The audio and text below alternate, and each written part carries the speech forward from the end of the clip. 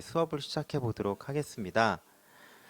여러분들 이 추석 기간 동안 아마 공부는 안 하셨을 것 같고 어, 조금 복습도 한번 해보면서 새롭게 수업을 진행을 할 겁니다. 우리 이제 이번 주는 1학년 수업이고요. 그 다음에 다음 주는 3학년 수업, 그 다음에 2학년 수업인데 지금 지난번에 몇 반 했었지? 6반하고 5반이었나 1반이었나 하여튼 수행평가 두 번째 수행평가 역사 연표 그다음에 마인드맵까지 진행을 했었거든요. 나머지 학생들도 그거 해야 되는 거 미리 좀 말씀을 좀 드릴게요. 그리고 두 번 하신 분들은 그걸까지 하신 분들은 다음에 또 뭘 할 거냐면 그 다음 주에 만날 때 이제 또 한 2주 뒤에 또 만나겠죠. 그러면은 지금 10월 달이니까 10월 말이나 뭐 11월 초쯤 될 것 같은데 그때 되면은 이제 역사 안내서 만들기 그때 그걸로 또 평가를 한번 더 할 겁니다. 그거는 또 그때 가서 얘기할 거고요. 매번 수업은 온라인으로 진행이 되고요. 그 다음에 평가는 오프라인에서 진행된다라는 거 한 번 더 말씀드릴게요. 예, 윤섭이, 소연이, 유영이 모두 어서 오세요. 자, 그러면 우리 이번 시간에 이제 배울 내용 잠깐 좀 들여다보고 시작을 해보도록 하겠습니다. 강화도 조약과 개화라고 선생님이 단원의 제목을 적었거든요. 여러분도 뭐 강화도 조약이 뭔지는 한 번쯤은 찬우도 어서 오세요. 한 번쯤은 들어보셨을 텐데 조금 요 시대부터는 조금 이제 복잡해질 거예요. 이제 여러분들이 앞으로 수업을 거의 이전까지는 지난번에도 한번 말씀드렸지만 100년 단위로 끊어서 배우다가 이제부터는 몇 년 단위 그리고 1년 단위로 끊어서 여러 가지 벌어지는 수업들에 대해서 그 사건들에 대해서 여러분들이 배워야 되기 때문에 조금은 복잡해요. 그리고 그 복잡한 과정의 시작점이 바로 어디냐면은 강화도 조약부터라고 생각을 하시면 돼요. 그럼 왜 강화도 조약부터 우리 역사가 조금 더 복잡해질까요? 일반적으로 우리 역사는요, 되게 단방향으로 가고 있다고 생각하시면 돼요. 선이 하나로 쭉 연결된다고 생각하시면 돼요. 이게 좀 추상적이라서 이해가 안 될 수도 있는데 사실 우리 역사에 크게 개입되는 세계사적인 의미로서 나라들은 뭐 중국이라든지 일본 정도의 개입 정도밖에 사실은 존재하지 않았어요.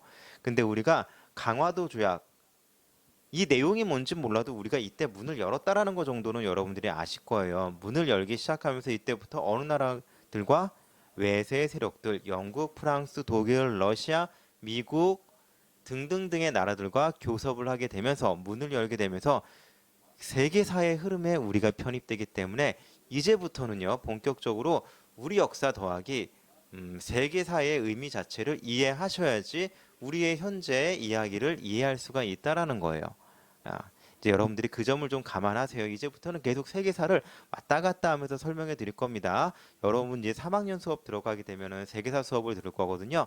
자, 지금 선생님과 함께 미리 들어두시면 그때 배운 내용들이 이거였구나라는 것들이 조금 눈에 들어올 거예요.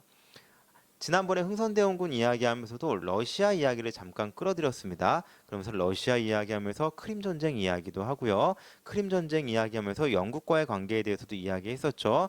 자, 이런 것들이 이제 계속해서 등장하게 될 것이다라는 거 좀 미리 말씀을 드릴게요. 자, 그럼 우리 지난번에 배운 내용 잠깐만 복습하고 넘어가 보도록 하겠습니다. 물론 지금 복습하는 내용 여기다 쓰는 거는 절대 필기하지 마세요. 필기하는 내용은 선생님이 이제부터 필기하시면 됩니다라고 할 때 여러분들이 하시면 돼요. 자, 먼저 우리는 1800 여기 지어졌는데 63년에서부터 73년 동안 약 10년간의 흥선대원군의 개혁에 대해서 배워왔습니다. 자, 첫 번째 목적은 왕권의 강화, 두 번째 목적은 뭐 외교적인 부분에서 우리 기억나는지 모르겠습니다. 척화비, 외세와의 외국과의 관계를 막는 쇄국이라고 선생님이 표현하는 것보다는 통상수교 거부라고 이야기했던 거 기억이 나면 좋을 것 같아요. 거래, 교역을 금지하였다라는 거지 모든 사항 자체를 금지하진 않았다라고 말씀드렸죠. 자, 이 왕권 강화를 하기 위해서 여러 가지 업적들이 쭉 있었는데 그 중에서 경복궁을 중건하였고 이 경복궁을 중건하는 과정 중에 당백전을 발행하였다. 이 당백전이 굉장히 중요하다고 말씀을 드렸었죠. 하이퍼 인플레이션 조선의 하이퍼 인플레이션을 일으켜 왔고 그게 일제강점기까지 쭉 이어질 만큼 조선의 경제를 휘청이게 하였다라는 말씀드렸습니다. 자, 외교적으로 봤을 때는 우리가 프랑스와 그리고 미국과의 전쟁을 치르죠. 병인양요와 신미양요라고 하는 두 번의 전쟁이 있었다라는 것까지 여러분들에게 설명해 드렸습니다. 그런데 이 과정 중에 누가 또 이 흥선대원군이 어떻게 물러나게 되었는가, 이렇게 강건하게 정책을 실행하고 있었던 흥선대원군이 어찌하여 물러나게 되었는가? 누가 나이를 먹었다? 그의 아들인 고종이 나이를 먹게 되었다라는 것까지 설명해 드렸습니다. 고종이 20살이 되면서 뭘 하고 싶어해? 자기 정치를 하고 싶어 한다고 여러분들에게 설명해 드렸던 거 기억이 날까요? 근데 좀 고약하잖아, 상황이. 왜? 아빠가 너무 강해. 우리 아버지가 정치를 하는데 뭐 몇 가지 문제점은 있지만 여전히 뭐라고 할까, 신뢰도 백성들의 신망도 있고 강력한 카리스마를 가지고 쥐어틀고 있었단 말이에요. 근데 이제 아버지 그만 물러나세요. 나 정치할 거예요. 라고 말하기에는 아주 고약한 상황이야. 왜? 조선은 뭐가 중요시되는 나라냐면 효가 굉장히 중요시되는 나라이지. 근데 아들이 아버지한테 이제 그만 좀 물러나시죠. 라고 하기에는, 본인이 말하기에는 좀 민망해요. 이제 그런 고민들이 굉장히 있었는데 그 고민을 옆에서 누가 해결해 주었느냐? 여흥민씨 출신인, 여러분들이 알고 있는, 아직은 민비겠죠? 명성황후. 아직까지는 민비예요. 어, 우리가 아직 고종이 스스로 황제라고 칭한 지가 아직 되지 않았기 때문에 아직까지 민비인데, 사실 이 민비는요, 고종이랑 사이가 별로 좋지는 않았다고 해요. 뭐 어떤 이유에서인지 모르겠지만 고종은 다른 사람을 더 마음에 두기도 하였고요. 근데 언제부터 고종과 그 이 민비가 영혼의 파트너 혹은 정치적인 파트너가 되느냐? 바로 지금부터라고 생각하시면 돼요. 외국의 기록에 의하면은요, 누구였죠? 어떤 선교사였던 걸로 선생님이 기억나는데, 그 선교사의 부인이 이렇게 이야기를 해요. 만약 이 동아시아에서 가장 현명한, 현명은 아니다, 죄송해요, 똑똑한 여인을 꼽으라고 한다면 나는 민비를 꼽을 것이다라고 이야기를 했다고 해요. 머리는 좋은 건 확실히 맞는 것 같아요. 어렸을 때부터 역사서 같은 거, 그다음에 정치사에 대해서 관심도 많았고, 뭐라고 할까, 이 궁궐 안에서 그 정치적인 흐름을 파악하는 것을 굉장히 능했다고 이야기를 해요. 자, 그런 민비가 이 고종의 마음을 어느 정도 읽을 수 있었겠죠. 나는 정치를 하고 싶으나 우리 아버지 때문에 옴짝달싹 못하고 이런 상황을 누가 해결해 준다? 민비가 해결해 줄 거예요. 이 민비가 고종이 직접 나설 수가 없으니 민비가 자신의 친척들, 뭐 외가 쪽 사람들이 있겠죠. 이 사람들을 시켜서 누구에게 연락을 취하느냐?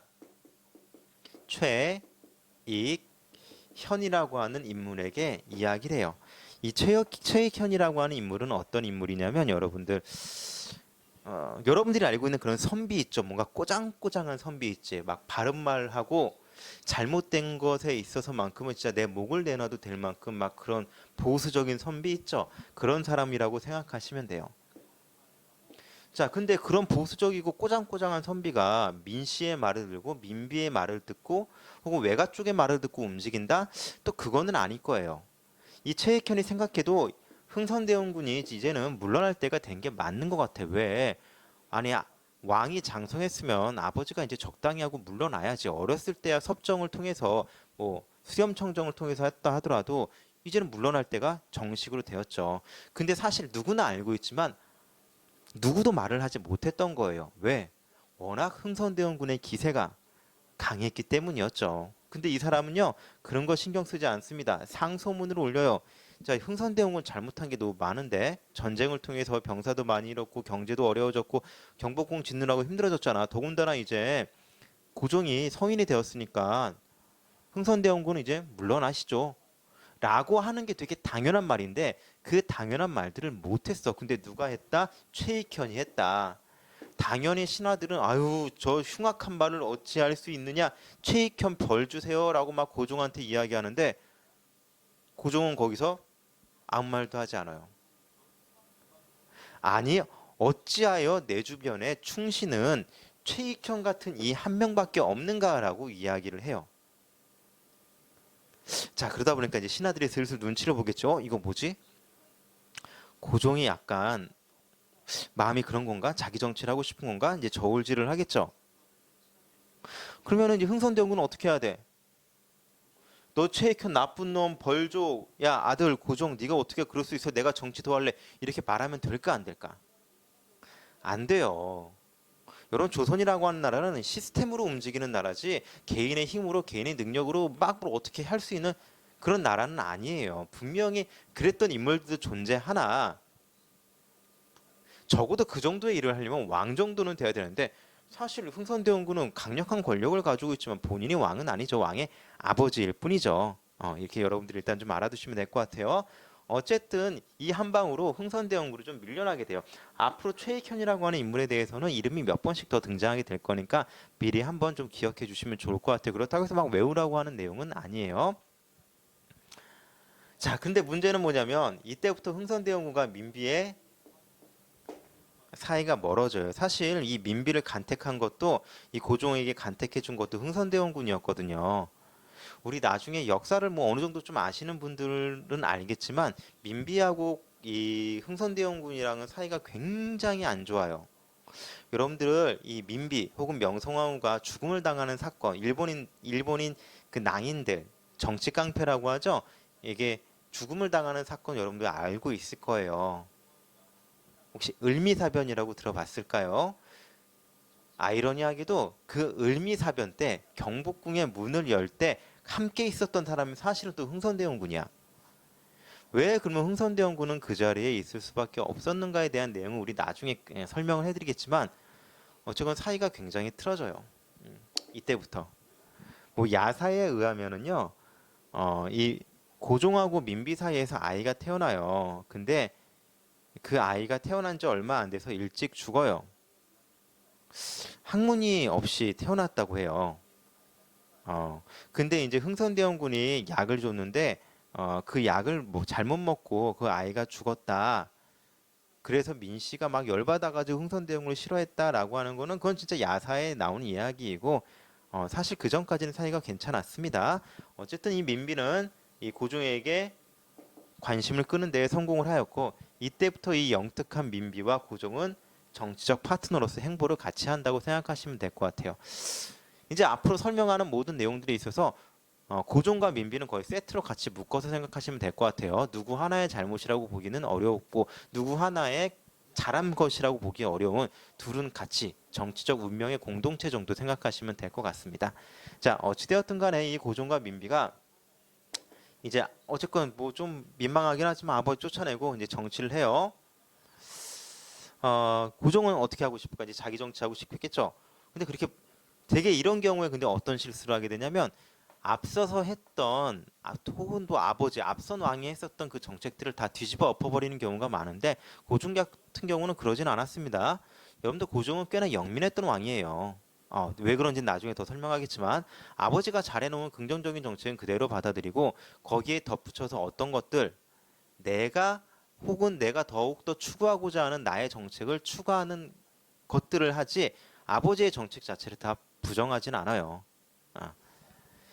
자, 뭐 왕권 강화를 위해서 펼쳤던 뭐 서원철폐 뭐 이런 것들이 있죠. 그대로 쭉 이어갑니다. 신하들이 반발하지만 여전히 이어가요. 그러면서 흥선대원군이 물러난 다음에 자신만의 정책으로서 뭘 선택하느냐? 바로 어, 개화를 준비해요. 개화라고 하는 것은 문을 연다라고 여러분들이 알아두시면 될 것 같아요. 어떤 인물을 중용하느냐? 박규수라고 하는 인물을 중용을 합니다. 여러분들이 박규수라고 하는 인물은요, 흥선대원군 때 키워진 인물이에요. 그리고 이 고종이 이어서 계속 중용을 하는 인물인데 이 개화파의 선구자 혹은 개화파의 아버지 같은 사람이라고 생각하시면 돼요. 이 몇 차례 전쟁을 통해서 조선이라고 하는 나라가 어찌되었든 간에 이제 문을 열 준비를 해야 된다라고 하는 것을 인식을 한 거는 맞는 것 같아요. 그러면서 이 박규수라고 하는 인물을 중용한 것도 분명히 거기에 뜻이 있었던 거죠. 그런데 우리가 이제 문을 열 준비를 하고 있는 와중에 어떤 일이 생기느냐? 선생님 여기다 적어놨네. 1875년 아버지가 쫓겨난 다음에 2년 뒤에 어떤 일이 생기느냐? 운요 사건이 일어나요.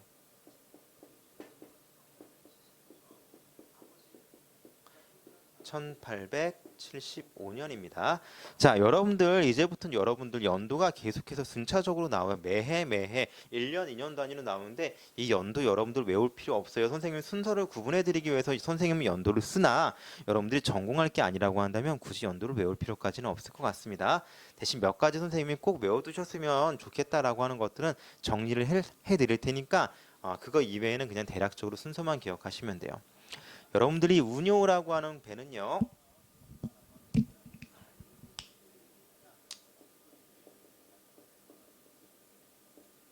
자, 일본의 배예요. 영국으로부터 이제 구매했었던 증기선이라고 생각하시면 됩니다. 1875년 초 강화도 앞바다에 이 검은색 배가 하나 증기선이 와가지고 함부로 빵빵 쏘고 문을 열라고 이야기합니다.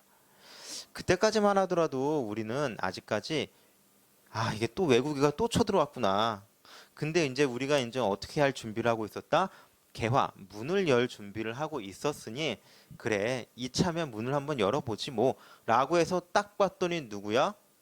일본인이었습니다. 일본인들은 자신들이 이제 국기를 내세웠었거든요. 국기를 보여주면서 야 우리가 지금 국기를 내세우고 너희한테 접근하는데 니들이 우리 배한테 먼저 한 포를 빵빵 쐈지 그래서 우리도 너희들한테 대포를 쏘는 거야 라고 이야기를 해요.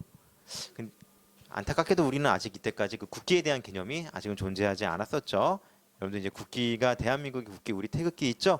그럼 우리도 이제 이때부터 국기를 만들어야 되겠다는 생각이 들 겁니다. 그 이후에 언제 등장하는지는 이따가 또 설명해 드리도록 할게요. 어찌되었던 간에 이 운용 사건을 바탕으로 우리는 드디어 최초로 문을 열기 시작을 할 거예요. 자, 우리는 그 사건을 빨간색으로 쓸게요.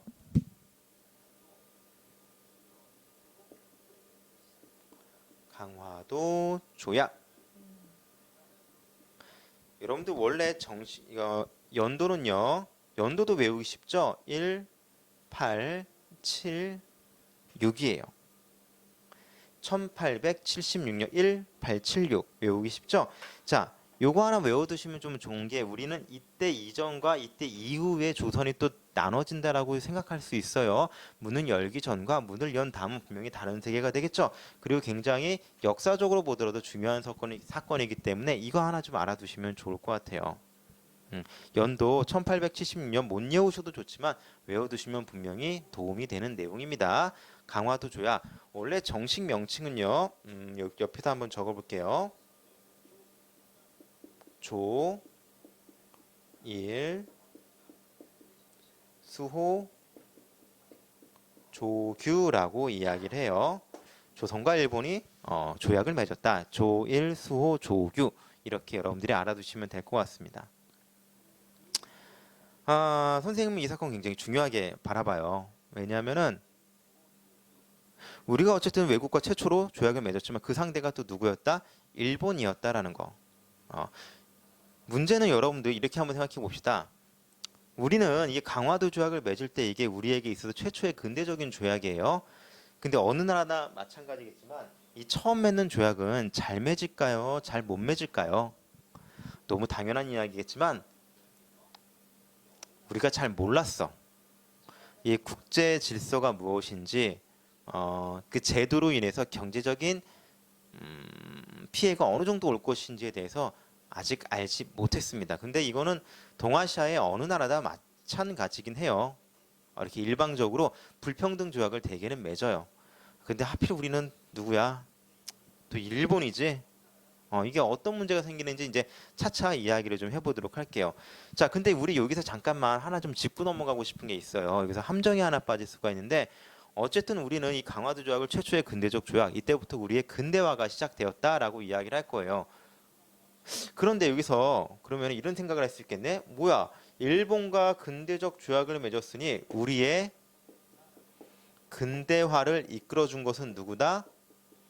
일본이다라고 하는 결론에 도달할 수가 있을까요? 최초의 근대적 조약을 우리가 일본과 맺었으니 우리의 문을 열어준 게 일본이고 우리의 개화를 이끌어준 게 일본이다 라고 생각할 수도 있겠지요. 그러니까 이렇게 단편적인 것만 보는 것을 우리는 일본의 일제 식민사학의 잔재라고 표현을 하거든요. 어. 물론 일본이 영향을 준 건 맞죠. 그렇다고 해서 일본이 모든 것을 해결하였다라고 말하기에는 부족한 것들이 너무 많아요. 우리 한번 생각해 볼까요? 앞서서 일본보다 더 강한 나라들이 있었잖아. 누구? 프랑스와 미국과도 우리는 어떻게 집요하게 맞짱을 떴지. 여러분들 신미항요 때에는요, 그 기록이 어느 정도 처참하냐면 총알이 떨어지자 막 풀뿌리 던지고 돌뿌리 던지고 끝까지 저항을 했었다라고 기록이 나와요. 그래서 미국인들이 야, 이거는 우리가 이겼지만 진 전쟁이다라고 표현을 할 정도로 이 조선군들의 저항이 굉장히 치열했다라는 거예요. 어. 참고 삼아서 이 남북 전쟁을 끝내고 정말 정예의 병 그리고 훈련이 잘 된 이 미국의 병사들이 와서 이 조선의 군대와 싸우면서 정말 학을 뗐다고 이야기를 하죠. 그런데 일본 배 하나 들어왔다고 항복을 하고 문을 열고 모든 근대화의 시작점을 일본으로 봐야 된다. 이거는 굉장히 편협한 생각이겠죠. 성급한 일반화의 오류라고 볼 수 있어요. 자, 우리는 그러면 왜 강화도 조약 때 일본과 조약을 맺었느냐? 첫 번째, 우리는 어차피 뭘 할 준비를 하고 있었다. 문을 열 준비를 하고 있었다라는 게 포인트예요. 이 박규수라고 하는 인물을 중용하면서 소위 개화파라고 하는 인물들을 중용하면서 어떻게 하면 문을 열 것인지 우리도 문을 열 준비를 해야 된다라고 논의되는 과정 중에 때마침 그때 누가 온 거예요? 일본이 온 것이에요. 그렇게 알아두셔야지 우리는 아무 준비도 안 하고 그냥 열 마음도 없었는데 갑자기 일본이 쳐들어와서 우리의 근대화를 이끌어 주었어라고 하는 것은 일본인들의 생각이겠지. 그것이 일본 식민 사학이고요. 그것들의 잔재들이 아직 남아 있겠죠. 그렇기 때문에 우리 스스로 문을 열 준비도 되어 있었다라는 거. 플러스 알파 교재에는 나와 있지 않지만 싸울 힘이 좀 없었어, 사실은. 야, 우리 어떤 일이 있었냐면 두 차례 전쟁이 있었죠. 아니 뭐 당백전 이야기는 말할 것도 없고 당백전 때문에 경제가 좀 휘청거리면 말할 것도 없고 병임양요와 신미양요의 두 번의 전쟁에서 꽤나 막대한 비용을 치러요. 그럼 생각하겠지. 이 운용우라고 하는 배가 어느 나라 배인지 모르겠지만 우리가 또 그렇게 막대한 희생을 치르면서 또 경제적으로 어려운 일을 겪어 나가야 되는가에 대한 분명한 고민도 있었을 거예요. 이제 그런 것들에 대한 고민도 분명히 함께 있었다라는 거 여러분들이 알아두시면 좋을 것 같습니다. 그런데 때마침 일본인들이 들어왔었다라고 하면서 우리는 이때 강화도 조약을 맺게 되었다라는 거 정도 기억하시면 될 것 같아요. 자, 여러분들 이 강화도 조약을 맺고 난 다음에 그 내용이 중요해요. 아까도 이야기했지만 우리는 최초로 맺은 조약이지만 평등하게 맺었을까요? 불평등하게 조약을 맺었을까요? 네, 불평등하게 조약을 맺을 수밖에 없었겠죠. 일본이 이 조약이라고 하는 것은 어때요? 서로 간에 상호 간에 필요한 내용들을 주고받고 그 조약문에 적어내야 되는데 사실 이 강화도 조약의 조일소족의 조약문은 전부 다 누구의 요구만 들어가 있을까요? 일본의 요구만 들어가 있어요. 그럼 이건 100% 누구한테 유리한 걸까요? 예, 일본에게만 유리한 조약의 내용들이 되겠죠. 물론 나중에 우리가 이 불평등함을 깨닫고 몇 개씩 추가를 해요. 그럼 우리가 하나 이때 불평등하게 추가하면 또 일본도 또 하나 추가할 수밖에 없겠지. 이때부터 우리가 일본에게 경제적으로 굉장히 종속이 돼요. 이 이야기 조금 있다가 하나하나 좀 풀어보도록 하겠습니다. 자, 선생님이 여기 아래에다가 쓰면 참 좋은데 아래에 쓸 공간이 좀 없어서 여러분들 이렇게 쓰면서 옆쪽으로 넘어갈 거예요. 여러분들은 아래로 쓴다고 생각하시면 돼요. 자, 첫 번째 우리 이 강화도 조약의 내용을 여러분들이 살펴보셔야 되는데 강화도 조약은 총 10개의 조약의 내용이 있어요. 그 중에서 선생님이 설명하고 싶은 것은 한 4가지 정도, 5가지 정도만 설명할 겁니다. 먼저 강화도 조약의 첫 번째 조약. 여러분 교재에도 나와 있는 내용이니까 한번 읽어보시고요. 자, 교재에 나와 있는 내용 선생님이 해석을 해드리자고 한다면 첫 번째 1항에 나와 있는 내용은 청의 종주권을 배제한다 라는 내용이 담겨져 있습니다. 무슨 말이냐면은 우리는 지금까지 외교를 할 때 누구의 도움을 받으면서 외교를 했느냐, 이거는 뭐 어쩔 수 없어요. 선생님 우리 왜 이렇게 빈약해요? 막 이렇게 생각하지 말고 청의 영향 아래에서 도움을 받은 게 분명히 있어요. 이거는 동아시아의 일종의 국제 질서라고 생각하시면 돼요.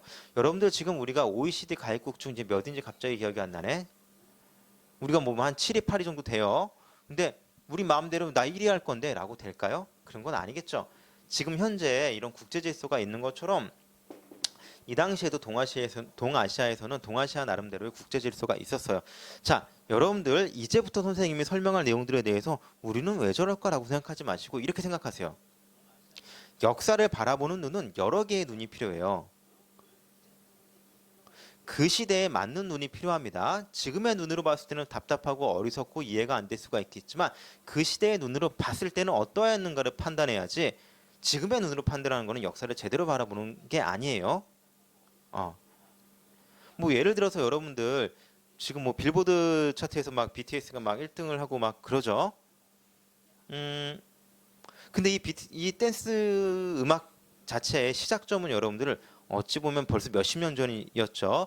뭐 우리가 알고 있는 뭐 서태지와 아이들이라고 하는 댄스 그룹이 있었어요. 근데 지금 들으면 이 BTS의 음악과 그 서태지와 아이들의 음악과 비교해 봤을 때 어느 게 좀 더 세련됐을까? 지금의 눈으로 보면 당연히 BTS의 음악이겠지. 근데 단순하게 우리는 그렇게 볼 수 있는 게 아니라 1980년도, 90년도에 그 눈으로 또 서태지와 애들이라고 하는 그룹의 음악을 듣게 된다면 또 그때 또 세련됨이 보인다라는 거예요. 시대에 맞는 눈과 시대에 맞는 귀가 분명히 필요해요. 자, 이 당시에는 이러한 부분이 분명히 있었습니다. 청에게 뭐라고 할까 종주권이라고 하는 건 뭐 주인 뭐 종주라는 표현 자체가 좀 꺼림직하긴 한데 어, 청에게 영향을 분명히 받았어요. 근데 그거 배제하고 누구와 누구가 1대1로 만난다. 청을 배제하고 일본과 조선이 직접적으로 만나게 한다라고 여러분들이 알아두시면 될 것 같아요. 이거 좀 괜찮아 보이지 않나요? 일본이 우리한테 왜 좋은 이런 걸 제시하지라고 하겠지만, 음, 그렇게 보시기에는 좀 그래요. 일본이 우리한테 그렇게 해줄 리도 없고, 이렇게 생각하시면 될 것 같습니다. 좀 예를 들어서, 음, 여러분들은 아직 좀 누구의 보호를 받고 있어요? 지금 여러분들이 부모님의 보호를 받고 있죠. 왜? 여러분들은 뭐니까 미성년자니까. 여러분들이 잘못한 일에 대해서 누가 함께 책임을 져요? 학교와 부모님이 책임을 지겠죠. 왜? 여러분들은 아직 뭐니까 미성년자니까. 근데 갑자기 선생님이 쓰고 와서 야, 너희 엄마 아빠 버리고 나랑 1대1로 만나는 거 어때? 너는 독립적인 존재잖아. 너는 보호받지 않아도 되는 존재니까 나와 함께 1대1로 조약도 맺고 나와 함께 1대1로 일도 하고 합시다라고 이야기를 해요. 자, 어떤 목적을 가지고 하는 걸까? 아마도 여러분들을 쏙 빼먹을 준비를 하고 있는 거겠지. 왜? 여러분들이 아직 미성숙하고 제대로 알지 못하니까 어떻게 하는 거야? 부모 몰래 여러분들에게 뭐 돈을 뺏는다든지 여러분의 노동력을 갈취한다든지 이러려고 하는 거겠죠. 그렇게 생각하시면 돼요. 청의 종주권을 배제한 채 일본이 좀 더 빠르게 개입하고 싶은 마음이 있었던 거죠. 음. 일본의 영향력을 높이고자 했었던 조치라고 생각하시면 돼요. 자, 그리고 다음에 또 어떤 조항이 있었냐면 이제 사항의 조항인데요. 음, 자, 사항의 조항에는요. 항구를 좀 개항하래요. 원래 여러분들 부산항에서 일본과 개항을 했었거든요. 근데 부산에다가 더하기 두 개의 항구를 더 연결하라고 문을 열라고 이야기해요. 인천과 원산이라고 하는 항구를 열라고 이야기를 합니다. 지도상으로 봤을 때는 뭐 인천은 너무 잘 알겠죠? 인천은 어디로 들어가는 입구일까요? 한양으로 들어가는 입구겠죠? 이 항구를 열라고 이야기해요. 그 다음에 원산은 어디일까요? 여기쯤 있습니다. 원산. 우리는 지금이 갈 수 없는 북쪽에 있는 원산이에요. 여러분들 나중에 아마 원산 폭격 이런 거 들어보실 수도 있어요. 왜? 언제? 여러분들이 좀 있다가 어딜 갈 거냐면 5년 뒤에 군대를 갈 거죠. 군대를 가면은 여러분들 지금 여러분들 유튜브에 보시면 그 가짜 사나이 막 하고 있는데 막 군대 훈련 같은 거 받고 있잖아요. UDT 무사 훈련 받고 있는데 거기서 이제 막 머리 대가리 박아 막 이렇게 할 거예요. 이 대가리박어라고 하는 얼차례라고 하지 이것을 뭐라고 얘기했냐면 원산 폭격이라고 이야기해요. 왜 그 원산 폭격이라고 이야기하냐면 여러분 6.25 전쟁 이야기이긴 한데 이 6.25 때 이 원산에다가 이 미군들이 폭격을 엄청 때린 거야. 정말 개미 한 마리도 지나가지 못할 만큼 폭격을 엄청 때립니다. 이 무시무시한 이 폭격을 보고 힘들게 폭격을 때렸다. 원산 폭격해라 라는 식으로 말이 나와서 뭐 그런 얼차례가 생겼다라고 이야기를 합니다. 뭐 여러분 뭐 중요한 건 아니고요. 그냥 참고사항 말씀드렸고 어쨌건 이 일본이 원산항을 열라고 한 이유는 뭘까요? 남한은 뭘 견제하고 싶을까? 러시아를 견제하고 싶은 거예요. 여러분들 일본의 목적은 단순하게 조선에 있지가 않아요. 어디까지 뻗치고 싶어진다? 이 동아시아, 중국, 그 다음에 동남아시아 일대까지 진출하고자 하는 야욕이 있는 나라입니다. 그런데 누가 지금 계속 신경 쓰일까? 러시아가 신경 쓰일 거예요. 그런 러시아를 견제하기 위해서 여기를 열라고 했다.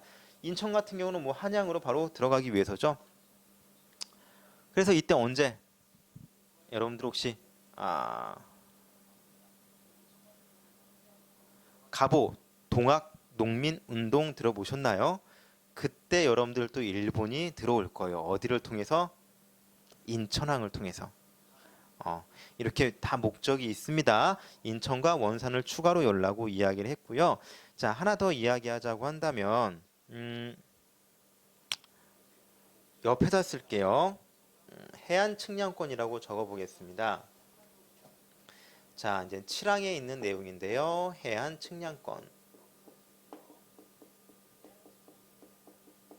이것도 전부 다 일본이 마음대로 얘기하는 거예요. 일본이 어떻게 하는 거냐면 이제 우리나라에 마음대로 와서 우리나라 해안가를 조사할 수 있게 합니다. 이거 되게 골치 아픈 거예요. 여러분들 생각해 보세요. 우리 임진왜란 때 보시면은 이순신 장군이 이겼던 이유 중에 하나도 지형지물을 굉장히 잘 이용했던 거지. 그리고 여러분들 이 해안을 측량한다라고 하는 것은요. 우리나라의 재산 정도, 우리나라의 모든 정보를 다 빼간다는 이야기예요. 여러분 지금 생각해봐. 갑자기 중국 배가 우리나라 와가지고 허락 없이 마음대로 지들 마음대로 와가지고 막 바닷가 조사하고 물건 뭐 있나 보고 막 이러면 될까 안 될까? 안 되겠지. 이해될까? 이거 명백한 주권 침해예요. 여러분들이 좀 더 알기 쉽게 이해를 해드리자고 한다면 뭐 선생님이 여러분들 집에 가정 방문하러 갈 거예요 라고 해서 지금 여기 나와 있는 출석 체크하는 사람들 전부 다 잘 듣고 있는지 가정 방문할 겁니다 라고 해서 가정 방문했어. 근데 가정 방문을 했는데 정말 가정 방문만 하는 게 아니라 갑자기 막 뭐 적어. 그 안방을 열더니 툭 들어가서 여기 보석함이 있네. 통장도 한번 쓱 봐. 통장 뭐 있네. 여기 컴퓨터 뭐 있네. 막 뒤져. 옷도 뭐 있구나. 여기 재산도 뭐 있구나. 쓱 검사하고 가요. 이상하지 여러분들. 근데 여러분들 자고 있는데 아침에 갑자기 나 한 번 더 조사하러 왔어. 가정조사하러 왔어.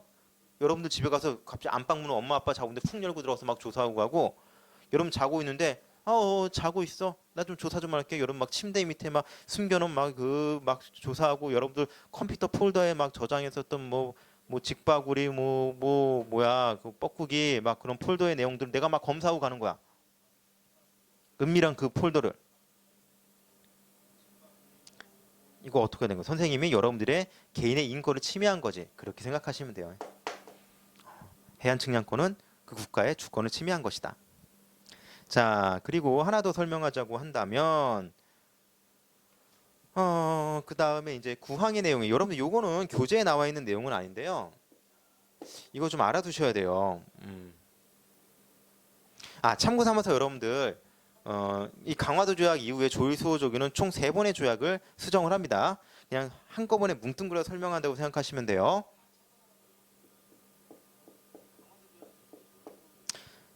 자, 이 관세를 없애버립니다. 야, 이게 치명적이에요. 여러분들 관세가 뭐예요? 외국의 물건에다가 세금을 붙이는 거지. 이런 거 왜 할까? 자국의 산업을 보호하기 위해서 하는 거예요. 예를 들어 볼게요. 여러분들 미국이랑 우리나라랑 만약 1대1로 자유무역을 한다고 생각해 봅시다. 어떤 문제가 생길까? 특히 쌀 같은 거. 쌀값 비교될까요? 여러분들 우리나라 그 식량 자원 중에서 유일하게 자급자족이 되는 것 중에 하나가 이제 쌀이에요. 100% 우리나라 걸 쓰죠.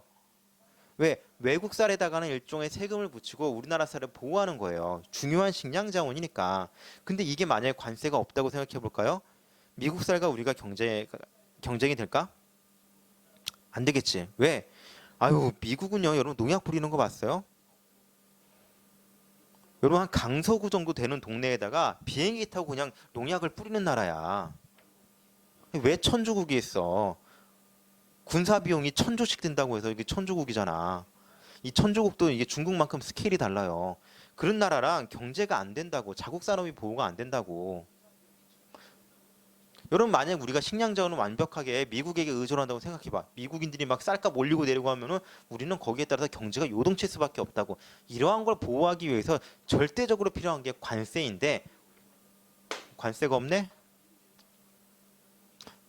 그럼 왜 우리는 이 관세를 사용하지 못했을까? 몰랐으니까. 몰랐으니까. 자, 이때부터 일본은 조선의 산업에 정말 끊임없이 침입을 하게 될 거예요. 플러스 알파 이 관세가 없다는 걸 이용해서 지금 일본한테 가장 필요한 게 뭐냐면 쌀이에요. 왜? 일본은 이때 산업혁명이 이제 막 시작될 때예요. 그럼 산업혁명이 시작하면서 뭐가 줄어들게 될 수밖에 없냐? 당연히 농지가 줄어들 수밖에 없겠죠. 농지가 줄어들게 되면 자연스럽게 뭐가 부족해? 식량이 부족해질 수밖에 없고 식량이 부족해지면 당연히 일본 사람들의 불만도 폭발할 수밖에 없겠지. 그러한 것들을 완화하기 위해서 값싼 조선의 쌀을 수입한다. 그렇게 되면 어떤 문제가 생길까? 조선은 분명히 쌀 생산을 많이 하였는데 쌀이 일본으로 다 팔려나가네. 그럼 조선에 쌀이 부족하네. 또 그걸 이용해서 일부 상인들이 쌀을 풀지 않고 묶어두겠네. 그럼 쌀값이 어떻게 될까? 폭등하게 되는 거야. 그럼 조선 사람들은 불만이 생길 수밖에 없겠지요. 자, 잘 기억해. 불만이 생겨 쌀값이 올라서 불만이 생길 수밖에 없다라는 거 말씀을 드렸습니다. 그거 하나 기억해 주시고 지금 관세 철폐 이게 굉장히 이게 시작이야. 우리가 이제 일제강점기로 가는 그 시작점을 저는 이 강화도 조약으로 봐요. 이때부터 경제적으로 일본에게 거의 종속이 돼요. 아, 그리고 지금까지 우리는 단 한 번도 일본에게 일본과의 대외 무역에 있어서 단 한 번도 우리가 일본을 넘어본 적이 없어. 무역 항상 적자야. 어. 이게 되게 안타까운 거지. 음. 근데 지금이 단 한 번 딱 끊어낼 수 있는 기회가 왔죠. 왜? 우리 지금 일본 물건 불매 운동 하면서 우리 스스로 우리가 일본의 경제를 뛰어넘을 수 있을 거라고 하는 자신감이 분명히 차 있죠. 아마 지금이 어찌 보면 일본으로부터 이 경제적 관계에 있어서 종속되었어 있던 관계를 끊어낼 수 있는 절호의 찬스일 수도 있어요. 여러분들은 뭐 단순하게 유니클로 안 입어요라고 생각할 수 있겠지만 이렇게 생각하시면 돼요. 여러분들 우리나라 그러니까 일본이 우리나라의 경제적으로 원조를 많이 해줘요. 당연히 옆에서 누가 이 미국이 압박을 한 것도 좀 있고요. 그럼 왜 원조를 해주느냐? 여러분 절대로 일본은 우리를 위해서 해주는 게 없어. 70년대 이 박정희 정권 때 이야기예요. 일본과 우리가 이제 그동안 막혀있었던 일본과의 그 조약을 아, 새로 맺게 돼요. 그 당시에 이제 박정희 씨의 예, 부하였었던 이 김종필 씨와 일본 외무상인 오하라라고 하는 사람이 조약을 맺습니다. 음, 한일 수교를 새롭게 맺어요. 음, 그리고 그때 독도 문제가 생겨. 그 전까지 완벽하게 독도가 우리 땅이었는데 이때 우리가 일본으로부터 원조를 받기 위해서 독도 그냥 대충 좀 넘어갑시다라는 식으로 조약문을 남긴 거야. 이때 김종필 씨가 뭐라고 그 명언을 남기느냐? 아유 이 독도 같은 바위섬 한일 문제에 문제가 생기니 그냥 확 다이너마이트로 폭파시켜 버렸으면 좋겠다라고는 망언까지 남겨요. 예, 아이러니하죠. 이때 우리가 무상으로 일본에게 돈을 빌려요. 차관을 빌린다고 얘기해요. 그리고 또 돈을 받습니다. 어떤 돈을 받느냐? 독립 축하금을 받습니다. 야, 우리가 일제강점기 35년 동안 막 억압받고 일본으로부터 그 막대한 폭력을 받았잖아. 그것에 대한 잘못된 것에 대한 사과와 배상이 아니라 난 사과할 마음은 없어. 대신 너희들 독립했네. 독립 축하해라고 해서 독립 축하금을 줘요. 예, 우리는 그거 낼름 받죠.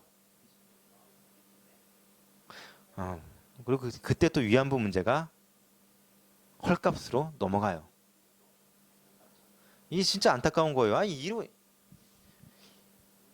돈이라도 많이 받든가. 그럼 그 돈들이 또 할머니들한테 갔을까? 아니야. 할머니들한테 제대로 가지도 않았어요. 위안부 할머니들에게. 고속도로 깔고 전기 들어오게 하고 항만 열고 그다음에 개인 주머니로 박정희 씨, 그다음에 박정희 정권 때 있었던 그 공화당 정부에 있었던 여러 사람들의 개인 주머니로 넘어가죠. 이건 명백하게 이거는 기록으로 남겨져 있는 이야기들이에요. 음. 그러면서 일본이 빌려준 돈으로 뭐 하느냐? 일본이 막 공장도 세워주고 도와주고 막 그랬다니까. 와, 일본 좋네요. 노노노노노 절대 아니야. 어떤 식으로 도와주느냐? 예를 들어서 이렇게 생각하시면 돼요. 뭐 휴대폰이라고 한번 해봅시다. 휴대폰 공장을 예를 들어 세웠다고 하면 일본이 이거 만드는 거 도와주고 돈도 빌려주는 거야. 근데 뭘 가르쳐 주지 않느냐? 휴대폰에 들어가는 핵심 기술 같은 거 있을 거 아니에요. 뭔가 뭐 선생님 뭐 정확하게 기계공학적인 내용은 잘 모르겠지만 이 핵심 기술은 무조건 자기가 일본인들이 갖고 있는 거야. 그래서 우리가 휴대폰 산업이 커지고 점점 성장할수록 우리는 이 기술이 더 많이 필요해. 우리는 휴대폰을 왕창 팔아서 경제적으로 성장하는데 이 휴대폰을 왕창 팔기 위해서는 핵심 기술을 또 누구로부터 수입해야 돼? 일본으로부터 계속 수입을 해야 되는 거야. 이해될까요? 어떤 관계인지? 이런 종속적인 관계를 일본은 계속 우리를 위해서 만들어 놨던 거야. 우리는 그걸 낼름낼름 받아 먹었고. 그런데 이 종속적 관계를 그러다 보니까 맨날 대일 무역이 맨날 적자였는데 드디어 이번이 끊어낼 수 있는 절호의 찬스를 하는 거야. 이런 핵심 기술들을 우리 스스로 개발할 수 있는 기회가 지금 왔다라는 거 그냥 알아만 두시면 조금 더 좋을 것 같습니다. 잠깐 현대사 이야기까지 넘어가 봤는데 관세 이야기하다 여기까지 왔네요. 자, 이제 마지막 이야기, 강화도 조약의 마지막 이야기 좀 하겠습니다. 마지막으로는 이제 10항에 있는 내용인데요. 치외법권이에요.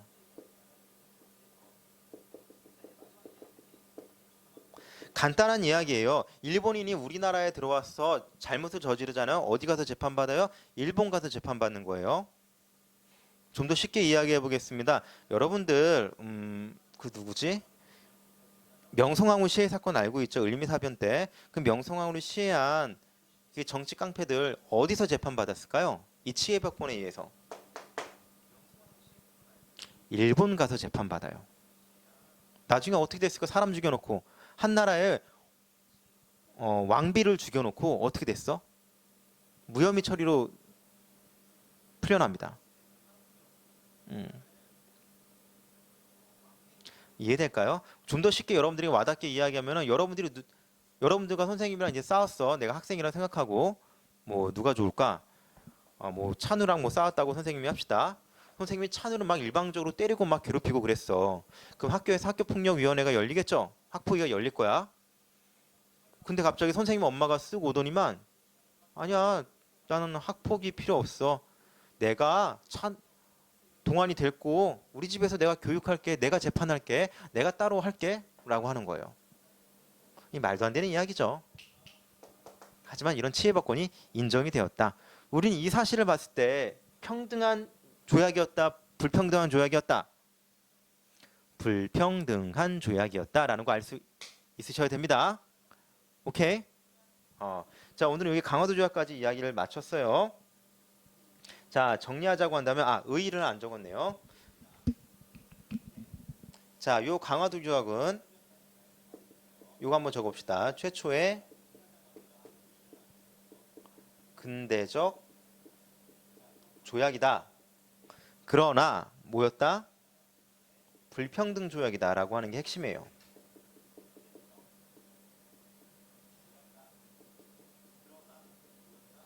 이렇게 여러분들이 알아두시면 될 것 같습니다. 강화도 조약의 의의까지 여러분들에게 설명을 해드렸고요. 자, 여기까지 했으면 오늘 수업은 이걸로 마무리 짓도록 하겠습니다.